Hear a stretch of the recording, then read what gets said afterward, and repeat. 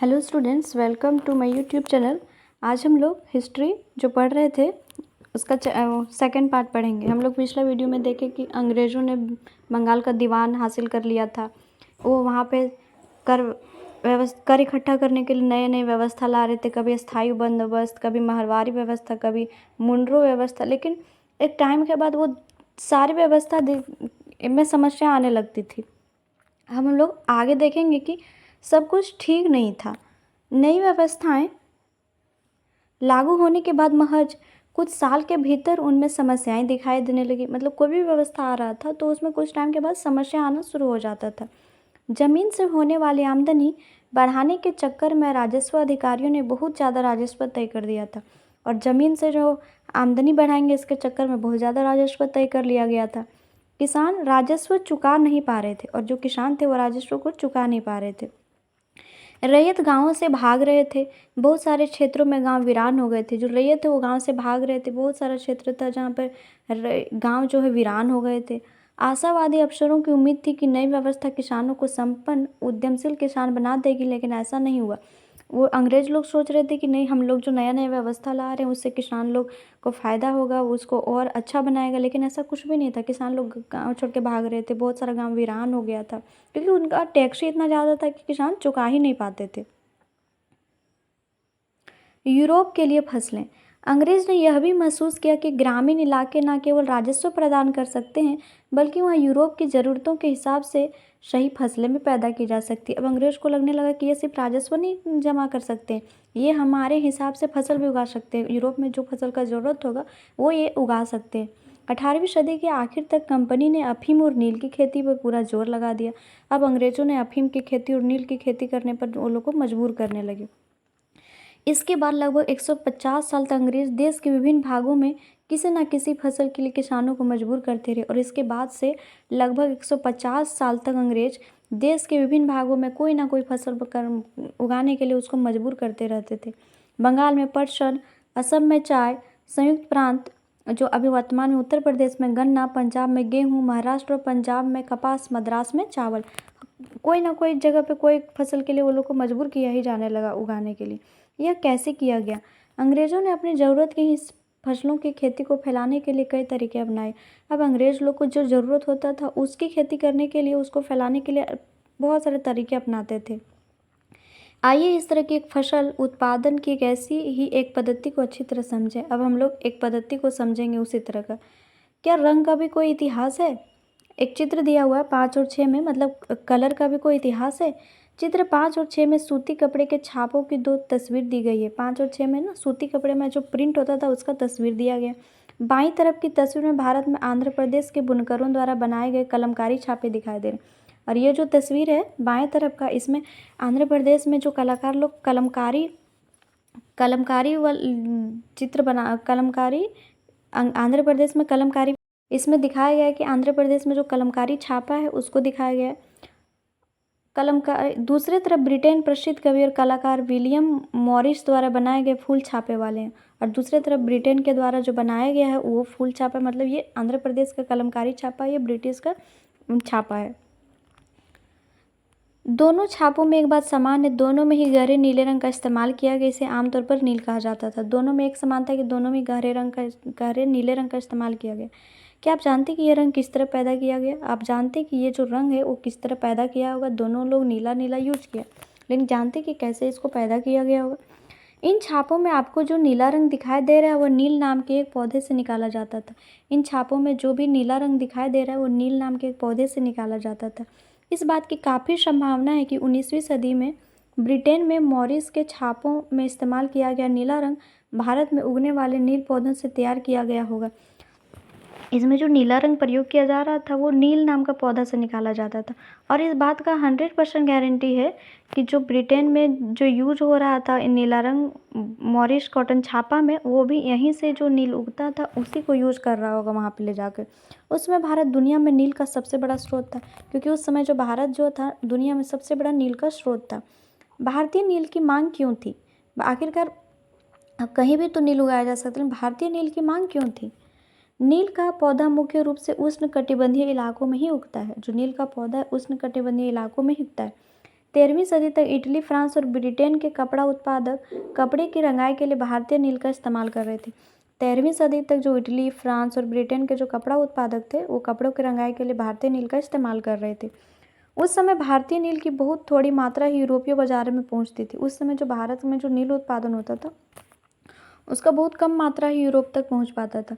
उसकी कीमत भी बहुत ऊंची रहती थी, इसलिए यूरोपीय कपड़ा उत्पादकों को बैंगनी और नीले रंग बनाने के लिए वुड नाम एक और पौधे पर निर्भर रहना पड़ता था। उसका बहुत ज़्यादा रेट रहता था, बहुत ज़्यादा हाई रेंज रहता था, इसके लिए उन लोगों को एक और चीज़ करना पड़ता था, वुड नामक एक और पौधे पर निर्भर रहना पड़ता था। वुड पौधा शीतोष्ण क्षेत्र में उगता था और ये जो वुड पौधा है वो शीतोष्ण क्षेत्र में उगता था, इसलिए यूरोप में आसानी से मिल जाता था। वुड पौधा शीतोष्ण क्षेत्र में उगता था, इसलिए वो यूरोप में आसानी से मिल जाता था।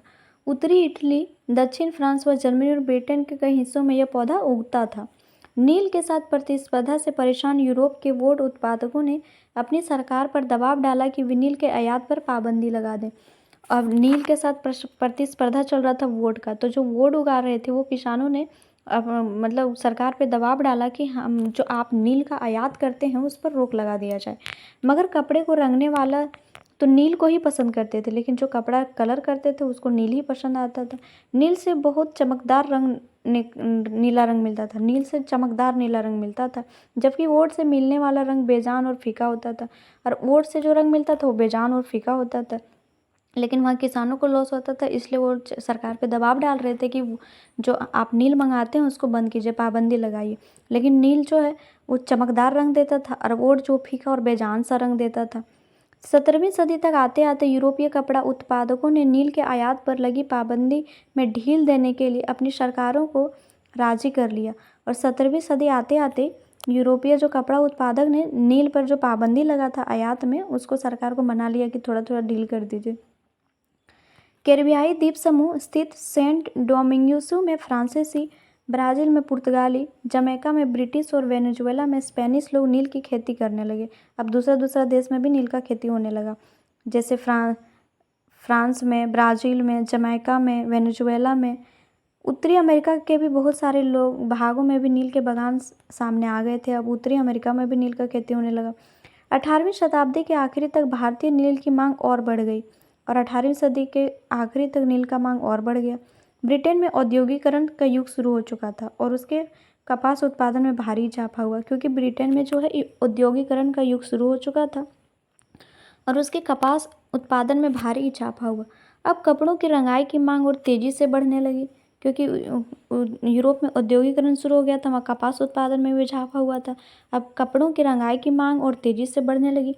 जब नील की मांग बढ़ी, उसी दौरान वेस्ट इंडीज़ और अमेरिका से मिलने वाली आपूर्ति अनेक कारणों से बंद हो गई। उधर नील का डिमांड बढ़ा और कोई कारण से वेस्ट इंडीज़ और अमेरिका से जो भी नील मिल रहा था वो अचानक से बंद हो गया। 1783 से 89 के बीच दुनिया का नील उत्पादन आधा रह गया, और 1783 से 89 के बीच नील उत्पादन आधा हो गया। ब्रिटेन के अंग्रेज अब नील की आपूर्ति के लिए बेचैनी से किसी और स्रोत की तलाश कर रहे थे। अब ब्रिटेन का जो अंग्रेज था वो सोचता था अब ऐसा कोई जगह तलाशें जहाँ नील का खेती पूरा अच्छा से किया जा सके। यह नील कहाँ से मिल सकता था? आप लोग दिमाग लगाने लगा कि ये नील कहाँ से मिल सकता था। भारत में ब्रिटेन की बढ़ती दिलचस्पी। यूरोप में नील की बढ़ती मांग को देखते हुए ईस्ट इंडिया कंपनी भी भारत में नील की खेती बढ़ाने के रास्ते ढूंढने लगी। अब ईस्ट इंडिया कंपनी को लगने लगा कि यूरोप में नील का डिमांड बहुत ज़्यादा है, तो उसको अब फ़ायदा चाहिए था, इसलिए उन्होंने भारत में लोगों को मजबूर करने लगे नील की खेती करने के लिए।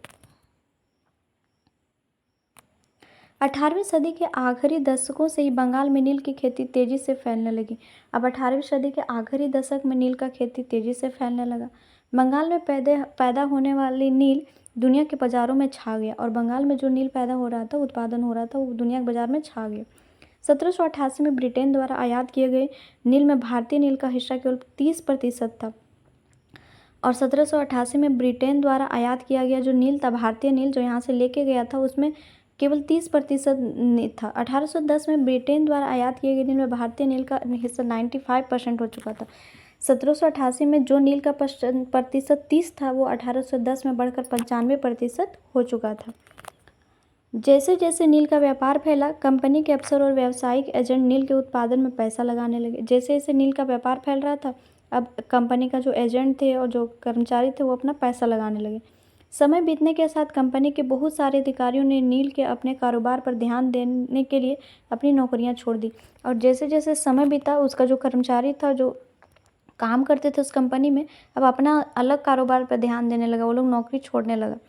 भारी मुनाफे की उम्मीद में स्कॉटलैंड और इंग्लैंड के बहुत सारे लोग भारत आ गए और सबको लगने लगा कि बहुत फ़ायदा है इसमें, बहुत फ़ायदा है इसमें। बहुत सारे लोग स्कॉटलैंड और इंग्लैंड से भारत आ गए और उन्होंने नील के बागान लगा दिए। भारत आकर उन्होंने नील का बागान लगा दिया। जिनके पास नील की पैदावार के लिए पैसे नहीं था, उन्हें कंपनी और नए नए बैंक कर्जा देने को तैयार रहते थे। और जिसके पास नील उगाने के लिए पैसा नहीं था, उसको कंपनी पैसा देने के लिए तैयार थी, बैंक कर्ज देने के लिए तैयार थे। यहाँ एक चित्र दिया गया है, सेंट डोमिंगो में गुलामों की बगावत। अगस्त 1791 जनवरी में एक बगावत कर दिया, वो दिखाया गया। 18वीं सदी में फ्रांसीसी बागान मालिकों ने कैरिबियाई द्वीप समूह में स्थित फ्रांसीसी उपनिवेश सेंट डोमिंगो में नील और चीनी का उत्पादन शुरू किया। 18वीं शताब्दी में नील और चीनी का उत्पादन शुरू हुआ फ्रांसीसी बागान मालिकों ने कैरिबियाई द्वीप समूह में। इन बागानों में काम करने वाले अफ्रीकी गुलाम 1791 में बगावत पर उतर आए और इन बागानों में जो काम कर रहे थे अफ्रीकी गुलाम, वो बगावत पर उतर आए।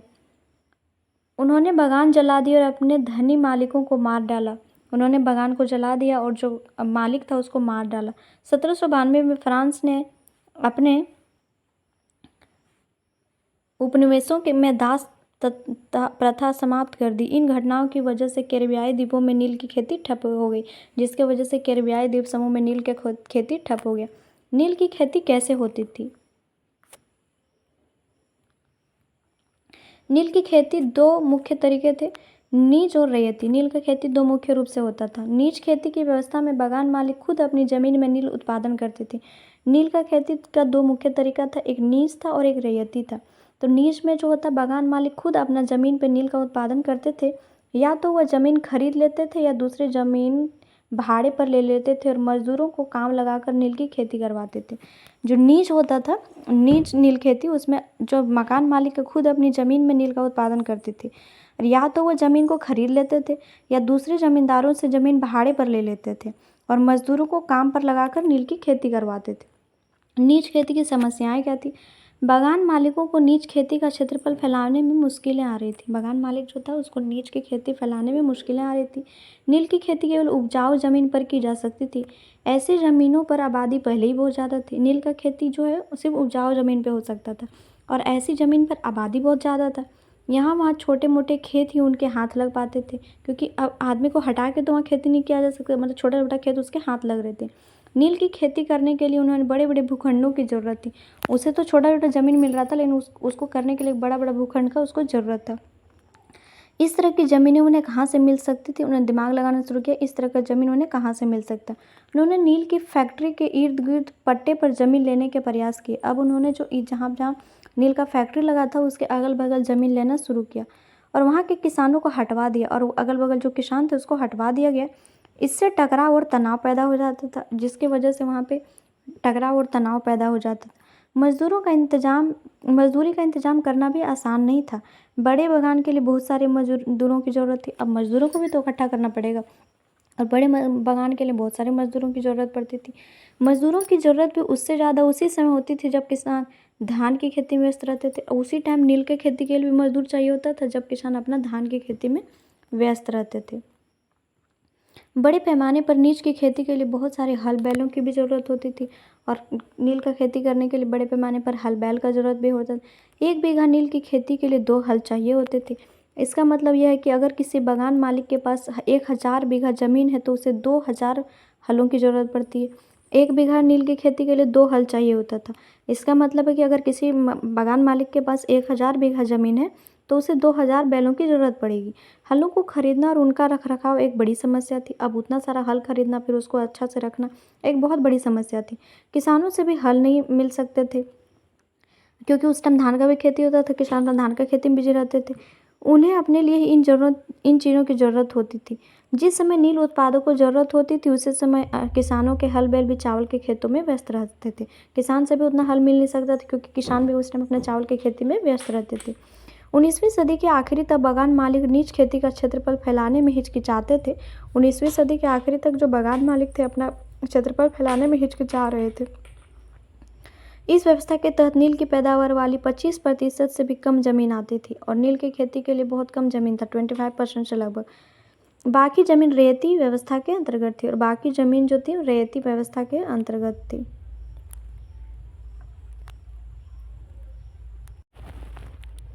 अब रैयतों की जमीन पर नील की खेती। रेती व्यवस्था के तहत बागान मालिक रैयतों के साथ एक अनुबंध करते थे। कई बार वे गांव मुखियाओं को भी रैयतों की तरफ से समझौता करने के लिए बाध्य करते। कई बार ऐसा होता था कि गांव के मुखिया को भी रैयत के साथ समझौता करने के लिए बाध्य कर देते थे। जो अनुबंध पर हस्तखत कर देते थे उन्हें नील उगाने के लिए कम ब्याज दर पर बागान मालिकों को नगद कर्जा मिल जाता था। जो लोग उस पर हस्ताक्षर कर देता था उसको बहुत कम ब्याज दर पर बागान मालिकों से नगद कर्जा मिल जाता था।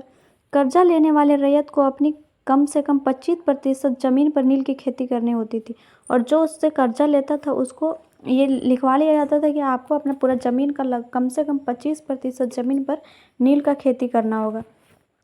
बागान मालिक बीज और उपकरण मुहैया कराते थे और जो बागान मालिक है वो बीज देते थे और उपकरण वही खुद मुहैया करवाते थे, जबकि मिट्टी को तैयार करने और बीज बोने और फसल की देखभाल करने का जिम्मा काश्तकारों के ऊपर रहता था। बीज बोना है, उसको उगाना है, उस पर ध्यान देना और जिम्मा काश्तकारों पर रहता था। बीज और उसमें जो उपकरण लग रहा है वो बागान मालिक मुहैया करा देते थे। अब कटाई के बाद फसल बागान मालिक को सौंप दी जाती थी और जब वो तैयार हो जाता था कटाई के बाद फसल जो बागान मालिक को सौंप दिया जाता था। रैयत को नया कर्जा मिल जाता था और वही चक्र दोबारा शुरू हो जाता। फिर रैयत को नया कर्जा मिल जाता था, फिर वही चक्र दोबारा शुरू हो जाता था। एक फिगर दिया हुआ है, 19वीं सदी की शुरुआत में बंगाल के मजदूर नील की खेती करते हुए दिखाया गया है। भारत में नील के पौधों की कटाई अधिकांश पुरुष ही करते थे और भारत में नील की खेती की कटाई जो पुरुष ही करता था। खेतों में से फैक्ट्री ले जा रहे थे नील के पौधों के गट्ठर और उसके बाद कटाई के बाद इस तरह बैलगाड़ी में लाद कर फैक्ट्री ले जाते थे। नील के खेतों के पास स्थित नील का एक कारखाना और नील के खेती के पास ही एक कारखाना होता था जहाँ पे वो लोग कटाई के बाद उसको ले जाते थे और नील के पौधों को हौद तक औरतें ढोकर ले जाती थी। हौद में घोल हिलाने वाला यहाँ खड़ा ही नील मजदूर हौद में पड़े घोल को हिलाने के लिए इस्तेमाल होने वाले पैडल लिए खड़ा है। इन मजदूरों को 8 घंटे से भी ज़्यादा समय तक कमर तक भरे नील के घोल में खड़े रहना पड़ता था। ये जो है नील के घोल को उसको हिलाता था, नील के घोल को बनाता था। ये पैडल तक हौद तक औरतें ले जाती थी। ये कारखाना है नील का। नील गांव आमतौर पर बागान मालिकों की फैक्ट्रियों के आसपास ही होते थे। जो नील उगाने वाले गांव होते थे फैक्ट्री के आसपास ही होते थे। कटाई के बाद नील के पौधों को कारखाने में स्थित हौद में पहुंचा दिया जाता था। कटाई के बाद नील को हौद तक पहुंचा दिया जाता, इसको महिलाएं पहुंचाती थी। रंग बनाने के लिए 3 या 4 कुंडों की जरूरत पड़ती थी और रंग बनाने के लिए 3 या 4 कुंड बनाया जाता था। प्रत्येक हौद का अलग काम था। नील के पौधों से पत्तियों को तोड़कर पहले एक कुंड में गर्म पानी में कई घंटों तक डुबोया जाता था। अब नील का जो पौधा है उससे पत्ती तोड़कर एक कुंड में कई घंटों तक उसको गर्म किया जाता था। इस हौद को किण्वन या स्टीपर कुंड कहा जाता था। जब पौधे किण्वित हो जाते तो द्रव में बुलबुले उठने लगते थे। अब एक हौद में पत्तियों को गर्म किया जा रहा है, जब वो किण्वित हो जाते थे तो उसमें बुलबुले उठने लगते थे।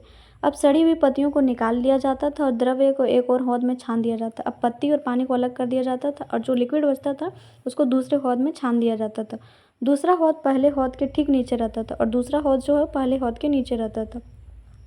दूसरे हौद में इस घोल को लगातार हिलाया जाता था और पैडलों से खंगाला जाता था। दूसरा हौद में जो पानी उसको डाला जाता था उसको लगातार हिलाया जाता था और खंगाला जाता था। जब यह द्रव्य हरा और उसके बाद नीला हो जाता था तो हौद में चूने का पानी डाला जाता था और जब यह द्रव्य हरा हो जाता था या नीला हो जाता था उसमें चूने का पानी डाल दिया जाता था। धीरे धीरे नील की पपड़ियाँ नीचे जम जाती थी और साफ द्रव्य निकल आता था और चूना डालने के बाद धीरे धीरे जो है नील की पपड़ियाँ नीचे जम जाती थी और साफ द्रव्य निकल आता था। द्रव्य को छानकर अलग कर लिया जाता था और नीचे जमी नील की गाद नील की लुगदी को दूसरे कुंड में डाल दिया जाता था। अब जो साफ है उसको छान लिया जाता था और जो नीचे नील का लुगदी बैठ गया उसको दूसरे हौद में डाल दिया जाता था। इसके बाद उसे निचोड़ कर बिक्री के लिए सुखा दिया जाता था। अब उसके बाद उसको निचोड़ कर बिक्री के लिए सुखा दिया जाता था। अब बिक्री के लिए नील तैयार है। चित्र 13। यहाँ आप उत्पादन की आखिरी व्यवस्था को देख सकते हैं। दबाकर सांचों में डाल दी गई नील की लुगदी को काटकर मजदूर उन पर मुहर लगा रहे हैं। पीछे वाले हिस्से में मजदूर उन टुकड़ों को सुखाने के लिए ले जा रहा है। इस पे जब वो बन गया तो उस पर मजदूर लोग मुहर लगा रहा है, कुछ सुखा रहा है। लास्ट प्रोसेस देख सकते हैं। जो किसान पहले इन कर्जों से बहुत आकर्षित थे, उन्हें जल्द ही समझ में आ गया कि यह व्यवस्था कितनी कठोर है। जो किसान पहले खूब खुश था कि हमें तो कर्जा मिल रहा है, हमको तो मात्र 25% में ही नील का खेती करना पड़ रहा है, लेकिन बाद में उसको धीरे धीरे समझ आने लगा कि यह व्यवस्था कितनी कठोर है।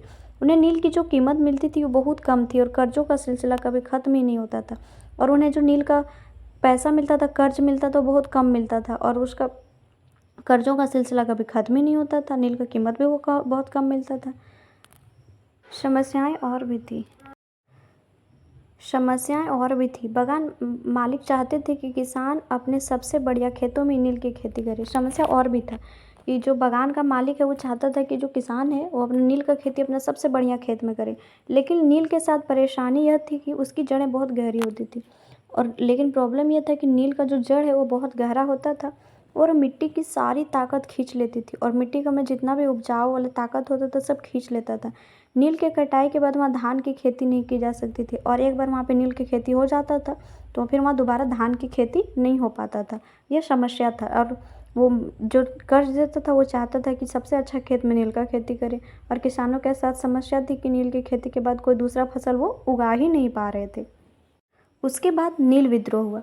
मार्च 1859 में बंगाल के हजारों रैयतों ने नील की खेती से इनकार कर दिया। अब मार्च 1859 में बहुत सारे रैयत जो थे बंगाल के, उन्होंने नील की खेती से इनकार कर दिया।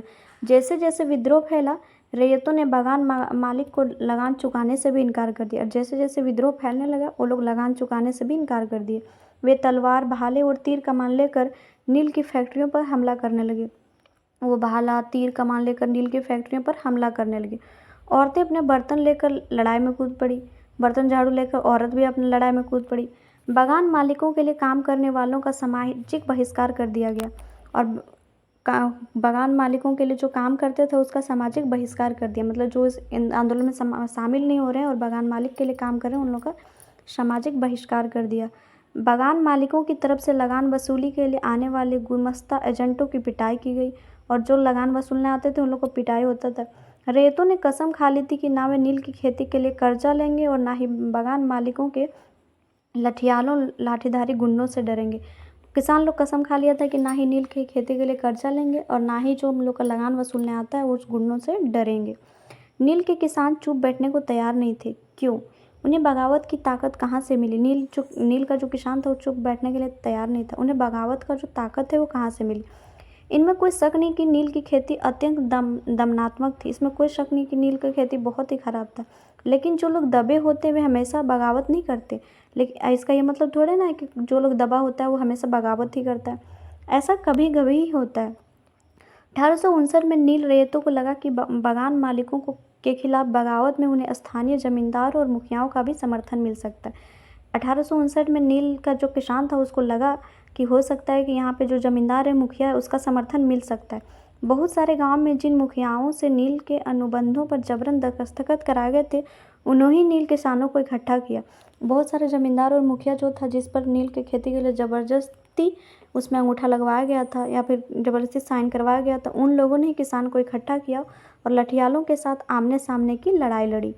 कई स्थान पर रैयतों को बगावत के लिए उकसाते हुए खुद जमींदार गांव-गांव घूमने लगे। कई स्थान पर रैयतों को बगावत के लिए उकसाने के लिए जमींदार गांव-गांव घूमने लगे। जमींदार इस बात से परेशान थे कि बगान मालिकों की ताकत बढ़ती जा रही थी। जमींदार इस बात से परेशान थे कि जो बगान मालिक है उसका ताकत दिनों दिन बढ़ते जा रहा है और बगान मालिक जबरन लंबे समय के लिए उनसे ज़मीन लेते थे और बगान मालिक जो है जबरन लंबे समय के लिए उसकी ज़मीन ले लेते थे। नील के किसानों को ये भी लग रहा था कि अंग्रेजी सरकार भी संघर्ष में उनका साथ देगी। अब नील के किसानों को ये भी लग रहा था कि जिस तरह मुखिया और जमींदार साथ दे रहे हैं, हो सकता है अंग्रेजी सरकार भी साथ दे। 1857 के बगावत के बाद ब्रिटिश सरकार एक और व्यापक विद्रोह के खतरे से डरी हुई थी। अब 1857 का विद्रोह के बाद जो है ब्रिटिश सरकार डरा हुआ था कि कोई और बड़ा विद्रोह ना हो जाए।